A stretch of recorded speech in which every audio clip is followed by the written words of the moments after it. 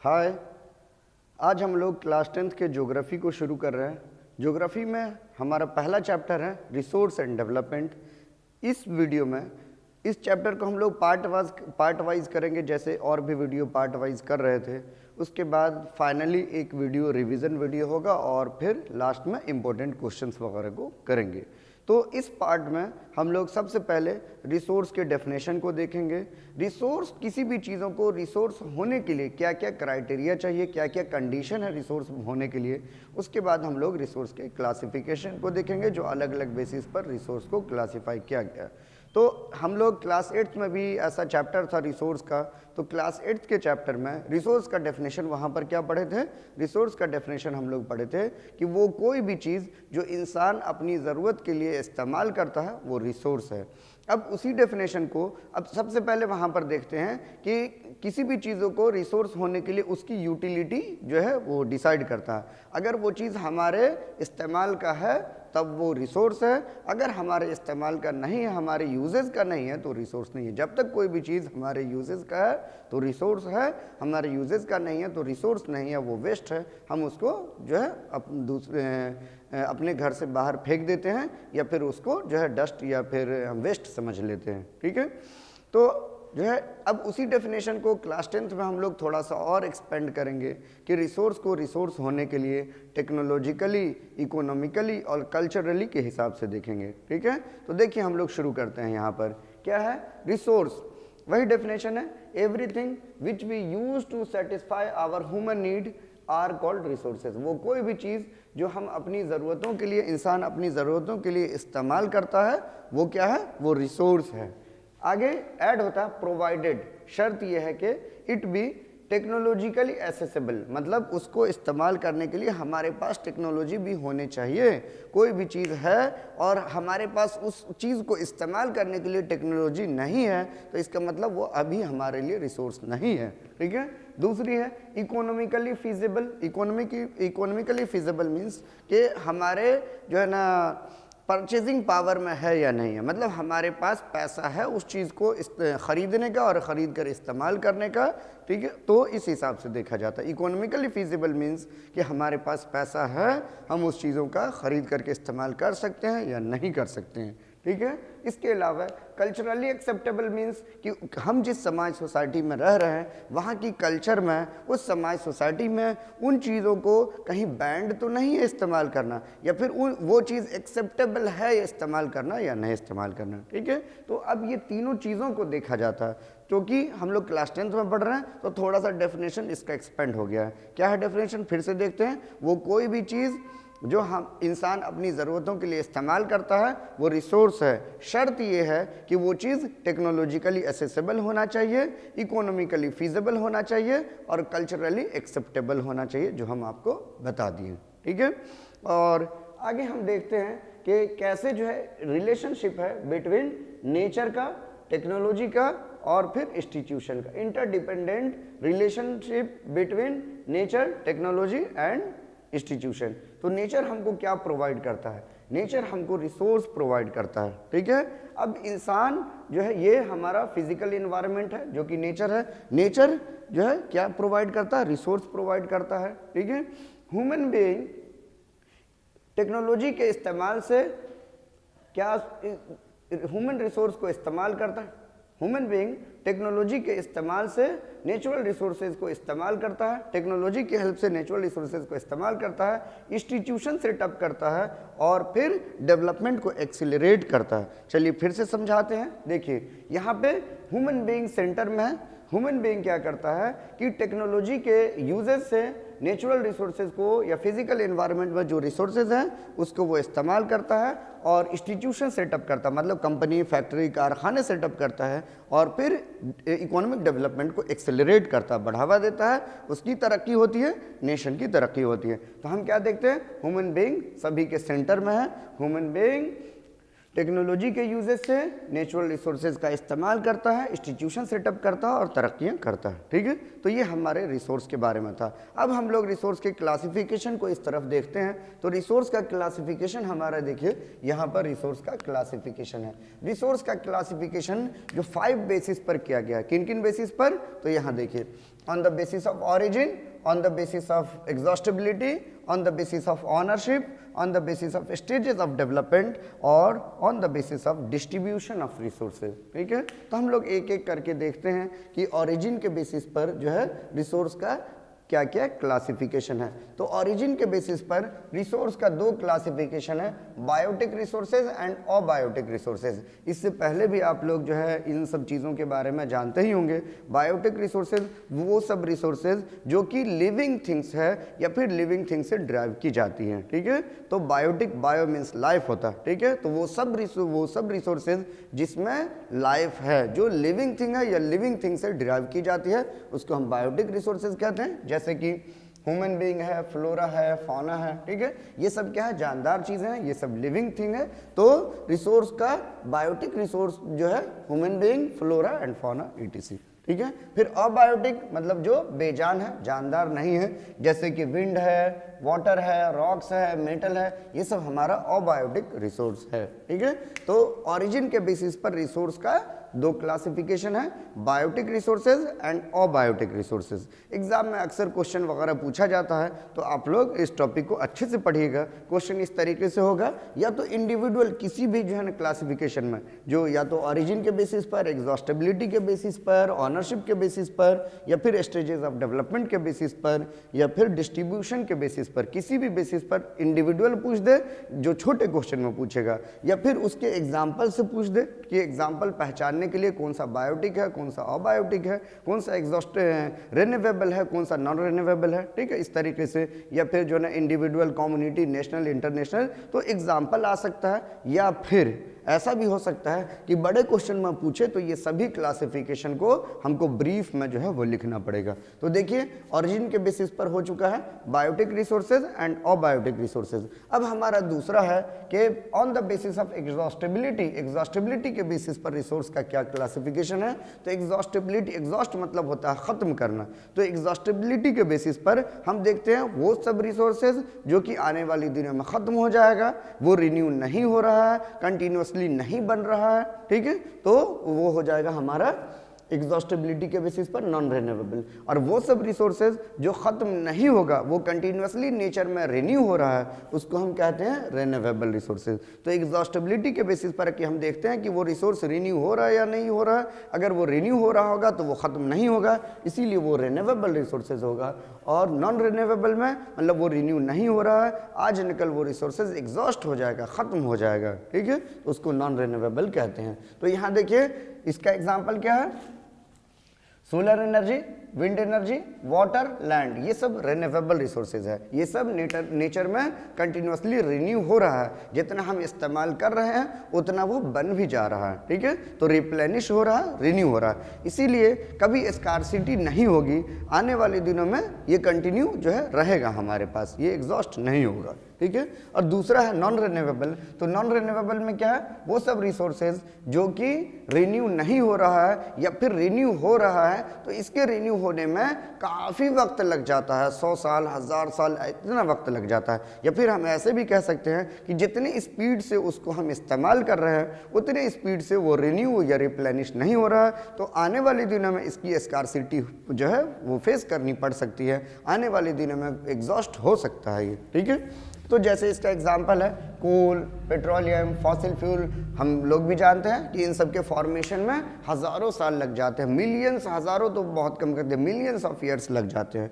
और लेकिन हम इसका इस्तेमाल बहुत तेज़ी से कर रहे हैं, उतनी तेज़ी से वो रिन्यू नहीं हो रहा है, तो कहीं ना कहीं रिसोर्स की स्कार्सिटी हो जाएगी, वो आने वाले दिन में एग्जॉस्ट हो जाएगा। तो जो एग्जॉस्ट हो जाएगा वो नॉन रिन्यूएबल है, जो एग्जॉस्ट नहीं होगा वो रिन्यूएबल है। ठीक है, अब हमारा तीसरा क्लासिफिकेशन है on the basis of the ownership. Ownership के बेसिस पर रिसोर्स का क्लासिफिकेशन। तो ऑनरशिप के बेसिस पर रिसोर्स का 4 क्लासिफिकेशन है। सबसे पहला है इंडिविजुअल रिसोर्सेज, दूसरा है कम्युनिटी रिसोर्सेज, तीसरा है नेशनल रिसोर्सेज और चौथा है इंटरनेशनल रिसोर्सेज। तो देखते हैं इंडिविजुअल रिसोर्स क्या है। वो कोई भी चीज़, ठीक है, वो कोई भी रिसोर्सेज जिसका ऑनर कोई एक आदमी है, जो इसका ऑनर कोई एक इंडिविजुअल है, मतलब ये मेरा मार्कर है, ये मेरा जो है क्लोथ है, ये मेरा शूज़ है, ये आपका जो है बुक्स है, ये आपकी बाइक है, ये किसी का घर है, जो इसका ऑनर कोई एक आदमी है, वो इंडिविजुअल रिसोर्स है, वो कुछ भी हो सकता है। ठीक है, चाहे वो मेरा कोई सामान हो, आपका सामान हो या किसी और आदमी का सामान हो, वो कोई भी रिसोर्सेज जिसका ऑनर कोई एक आदमी है, ठीक है, कोई किसी इंडिविजुअल का है तो वो इंडिविजुअल रिसोर्स कहलाएगा। अब हमारा दूसरा रिसोर्स है कम्युनिटी रिसोर्सेज। तो कम्युनिटी रिसोर्स क्या होता है कि वो रिसोर्सेज जिसका ऑनरशिप जो है किसी एक आदमी के अंडर में नहीं है, पूरी कम्युनिटी जो है उसको इस्तेमाल कर रही है, पूरी कम्युनिटी उसको यूज़ कर रही है, पूरी कम्युनिटी उस पर अपना अथॉरिटी या अधिकार जता रही है, ठीक है। तो वैसे रिसोर्सेज को हम क्या कहते हैं, कम्युनिटी रिसोर्सेज, ठीक है। जैसे किसी जो है विलेज में पॉन्ड है या फिर रिवर्स है या फिर प्लेइंग फील्ड्स है या फिर ग्रेवयार्ड है, तो ये सब जो है क्या है, किसी एक आदमी का नहीं होता है। या फिर मार्केट्स है, स्कूल्स है, तो किसी एक आदमी का ये नहीं होता, बहुत सारे लोग मिलकर इसका इस्तेमाल करते हैं, बहुत सारे लोग जो है इस पर अधिकार या अथॉरिटी जताते हैं, ठीक है। तो इसीलिए ये कम्युनिटी रिसोर्स कहलाएगा। अब तीसरा क्लासिफिकेशन है नेशनल रिसोर्सेज। तो नेशनल रिसोर्सेज क्या है, नेशनल रिसोर्सेज वो रिसोर्स है जो किसी नेशन के टेरिटरी के अंदर में आता हो, किसी एक कंट्री के बाउंड्री के अंदर आता हो, वो क्या है, नेशनल रिसोर्सेज है। लेकिन यहाँ पर हम देखते हैं अगर किसी एक नेशन की टेरिटरी की बात की जाए तो उस टेरिटरी सिर्फ ज़मीन की टेरिटरीज नहीं होती है। अगर कोई भी कंट्री ओशियन के फेसिंग है या किसी कंट्री का ओशियन से जो है वो बॉर्डर टच होता है या उसका कुछ कोस्टल एरिया है, तो ओशियंस में भी उसकी बाउंड्री होती है। तो उसको समझना है ओशियन में उसकी बाउंड्री कितनी होती है। तो जैसे ये एक इंडिया है, इंडिया का जो है कोस्टल एरिया है, पेनिसुलर कंट्री, हम लोगों को पता है। अब जो है यहाँ पे हम क्या देखते हैं, तो जो ओशियन के कोस्ट से लेकर के 12 नॉटिकल माइल्स तक किसी भी कंट्री का जो है वो बाउंड्री होता है। उसका यहाँ तक जो 12 नॉटिकल माइल्स के अंदर तक जो रिसोर्स है, उस रिसोर्स को वो कंट्री इस्तेमाल कर सकती है, उसका अपना अथॉरिटी है, अधिकार है। इसके बाद हम इसको आगे देखते हैं। नॉटिकल माइल्स क्या होता है, ओशियंस में जो हम डिस्टेंस को मेज़र करते हैं उसको नॉटिकल माइल्स कहते हैं। इसके बाद इस 12 नॉटिकल माइल से आगे 200 नॉटिकल माइल्स तक के एरिया को हम एक्सक्लूसिव इकोनॉमिक जोन कहते हैं, ठीक है। एक्सक्लूसिव इकोनॉमिक जोन मीन्स, ठीक है, उसका नाम ही एक्सक्लूसिव इकोनॉमिक जोन मीन्स कि उस 12 नॉटिकल माइल से आगे 200 नॉटिकल माइल्स तक जो भी रिसोर्सेज वगैरह पाया जाएगा, तो वो सारी कंट्रीज जो है या वो कंट्रीज जो है अपना हक जता सकती है, लेकिन विदाउट इंटरनेशनल कंप्रोमाइज या विदाउट इंटरनेशनल समझौते के जो है या बिना परमिशन के उसका इस्तेमाल नहीं कर सकते हैं। 12 नॉटिकल माइल्स के जो हमारा कोस्टल एरिया है, उस कोस्टल एरिया से 12 नॉटिकल माइल्स के बीच की जो रिसोर्सेज है उसको इस्तेमाल करने के लिए हमको कोई परमिशन की ज़रूरत नहीं है, वो हमारा कोस्टल बाउंड्री है, हम इस्तेमाल कर सकते हैं। लेकिन 12 नॉटिकल माइल से नेक्स्ट जो है 200 नॉटिकल माइल्स का जो एरिया होता है, जो डिस्टेंस होता है, उसको एक्सक्लूसिव इकोनॉमिक जोन कहते हैं। उस पर कोई कंट्री अथॉरिटी या अधिकार या अपना हक जता सकती है, लेकिन विदाउट इंटरनेशनल कंप्रोमाइज या फिर विदाउट इंटरनेशनल समझौते के परमिशन के हम इस्तेमाल नहीं कर सकते हैं। तो ये है नेशनल रिसोर्सेज में कि ज़मीन के अलावा किसी कंट्री की अगर कोस्टल एरिया में बाउंड्री है या फिर जो है ओशियन से उसका कोई जो है कोस्टल एरिया टच होता है, तो उसकी जो है वाटर में भी उसकी जो है बाउंड्री है।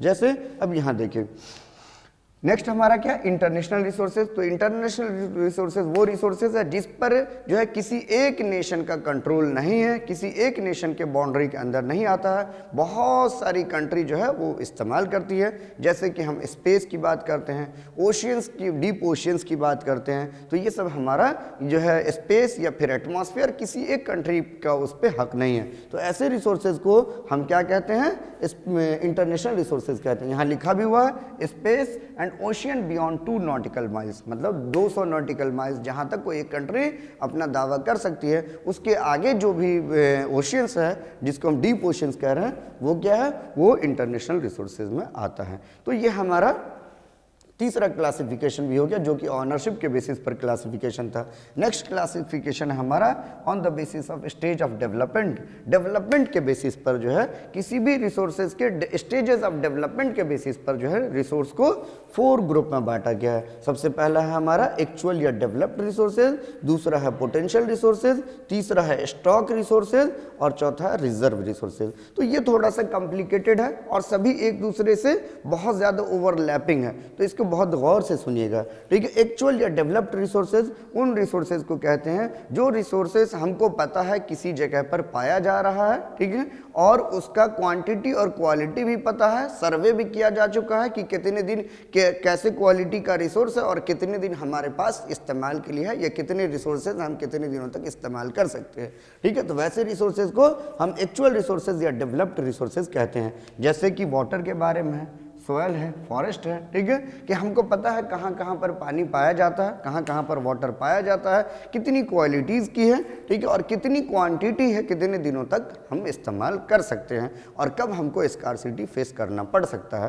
तो वो रिसोर्सेज जिसके बारे में फुल्ली पता हो, उसका क्वांटिटी और क्वालिटी सब पता हो और उसका असेसमेंट भी हो, ठीक है, कितने रिसोर्सेज हैं, ठीक है, तो इसको हम कहते हैं एक्चुअल या डेवलप्ड रिसोर्सेज। नेक्स्ट है हमारा पोटेंशियल रिसोर्सेज। पोटेंशियल रिसोर्सेज देखिए, पोटेंशियल रिसोर्सेज वो कोई भी रिसोर्सेज जो कि किसी एक रीजन में पाया जाता है, हम उसका थोड़े बहुत इस्तेमाल करते हैं, या फिर हमको ये बात पता है इस रीजन में इस चीज़ों की पोटेंशियल है, आने वाली दिनों में हम उसका इस्तेमाल बेहतर कर सकते हैं, ठीक है। जैसे कहते हैं कि किसी जगह पर या किसी आदमी के अंदर कोई पोटेंशियल है, क्षमता है, मतलब वो कर सकता है, ठीक है। तो जैसे इसका एग्जांपल है कि solar and wind energy in Rajasthan and Gujarat. Rajasthan और गुजरात में सोलर एनर्जी की और विंड एनर्जी की अबेंडेंस है, ये हमको पता है और ये वहाँ पर एग्जिस्ट भी करता है और हम इसका इस्तेमाल थोड़े बहुत करते हैं, आने वाले दिनों में ज़रूरत पड़ेगी तो और कर सकते हैं। मतलब हमारे पास जो है सोलर और विंड एनर्जी की पोटेंशियल है, क्षमता है, तो ऐसे रिसोर्सेज को पोटेंशियल रिसोर्सेज कहते हैं जो किसी एक पर्टिकुलर रीजन में पाए जाते हैं, उसका इस्तेमाल थोड़ा बहुत किया जा रहा है, हमारे पास पोटेंशियल है कि हम आने वाले दिनों में कर सकते हैं। अब नेक्स्ट हमारा देखिए स्टॉक रिसोर्सेज। स्टॉक रिसोर्सेज वो रिसोर्सेज है जिसका मतलब हमारे पास नॉलेज है, हमारे पास जो है टेक्नोलॉजी नहीं है, जिस वजह से हम अभी इस्तेमाल नहीं कर रहे हैं। आने वाली दिनों में जब हमारी टेक्नोलॉजी बढ़ जाएगी तो हम उसका इस्तेमाल करेंगे, हमारे पास वो टेक्नोलॉजी आ जाएगा तो हम उसका इस्तेमाल करेंगे। जैसे कि जो है ना uses of water as a source of energy, water की हमारे पास अबंडेंस है और हमको पता है कि वाटर हाइड्रोजन और ऑक्सीजन से मिलकर के बनता है। हमारे पास टेक्नोलॉजी नहीं है कि हम बड़े पैमाने पर उस वाटर से हाइड्रोजन को अलग करके और हाइड्रोजन को as a source of energy के तौर पर इस्तेमाल कर सके। ये तो पता है कि हाइड्रोजन को as a source of energy के तौर पर इस्तेमाल किया जा सकता है। हमारे पास वाटर भी है, लेकिन वाटर जो है से हम हाइड्रोजन को अभी हमारे पास टेक्नोलॉजी नहीं है कि बड़े पैमाने पर हम अलग करके और हाइड्रोजन को as a source of energy इस्तेमाल कर सकें। तो ऐसे रिसोर्सेज को स्टॉक कहते हैं कि हमारे पास है रिसोर्सेज, लेकिन टेक्नोलॉजी की लैक के वजह से हम उसको अभी इस्तेमाल नहीं कर रहे हैं, ठीक है। अब देखिए हमारा जो नेक्स्ट रिसोर्स है रिजर्व रिसोर्सेज क्या है। रिजर्व रिसोर्सेज वो रिसोर्सेज है जिसको जो हमारे लिए रिजर्व है, आने वाले दिनों में हम इस्तेमाल करेंगे। हमारे पास टेक्नोलॉजी भी है, इस्तेमाल भी हम कर रहे हैं, लेकिन आने वाले दिनों में इसका इस्तेमाल हम और कर सकते हैं। जैसे कि हमको पता है कि जो है वाटर के फ्लो होने की वजह से डैम बना करके हम वाटर को चैनलाइज कर करके जो है हम इलेक्ट्रिसिटी जनरेशन कर सकते हैं, जिसको हाइड्रो इलेक्ट्रिसिटी कहते हैं, ठीक है। और उसका इस्तेमाल हमारे पास टेक्नोलॉजी भी है, किया भी जा रहा है, लेकिन आने वाले दिनों में हम इसका और भी इस्तेमाल करेंगे, ठीक है। ये हमारे लिए रिजर्व है। तो हमारे पास इसमें क्या है, रिसोर्स भी है, टेक्नोलॉजी भी है, हम इस्तेमाल भी कर रहे हैं, लेकिन हमारे पास इस बात का रिसोर्स है, इतनी रिसोर्सेज है कि ये रिजर्व के तौर पर काम कर रहा है। आने वाले दिनों में हमारे लिए ये रिजर्व के तौर पर काम करेगा और हम इसका बड़े पैमाने पर इस्तेमाल करेंगे, ठीक है।